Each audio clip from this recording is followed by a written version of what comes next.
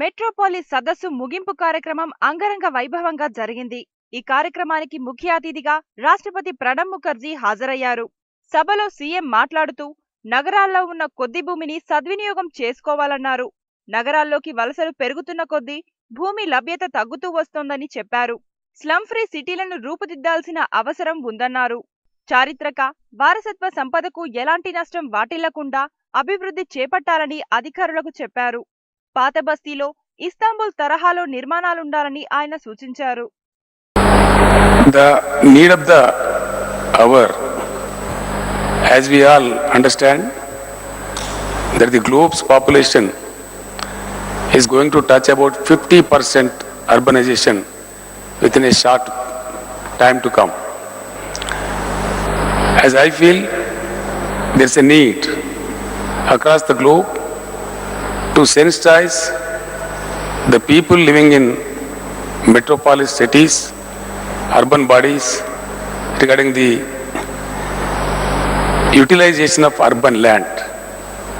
As we all understand, because of the overwhelming influx, migration for various reasons, cities' populations are growing, but the land will never grow.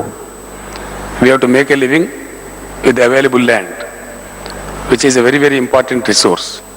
So I strongly feel there's a strong need to sensitize the people of utilizing the available urban land in a very scientific, meticulous manner. Slums are a curse to the human community. Slums in urban cities, particularly in metropolitan cities, is a ugly part of our urban life, which needs to be addressed. We shall all strive our best to make the global metropolis cities into slum-free cities. We cannot stop the migration, but we have to prepare the prospective plans with proper assessments of migration to urban bodies and satellite townships to not to allow further slum growing system in place. At the same time, cities have to be renewed, particularly the historic cities. The experience of the city of Istanbul is before the world, that without destroying the heritage, some good architects have renewed Istanbul in a very nice manner. This can also be thought of. Our city of Hyderabad is also a historic city.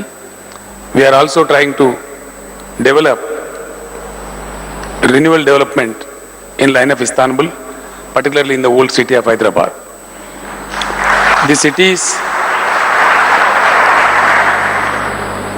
the so-called smart cities, which are much propagated across the globe now, shall not be dry cities, shall not be only urban dry development, but they have to be with a human angle and with a eco-friendly environment.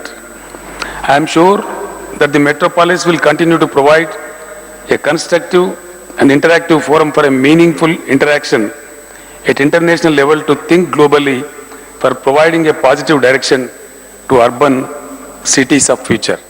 Thank you, one and all.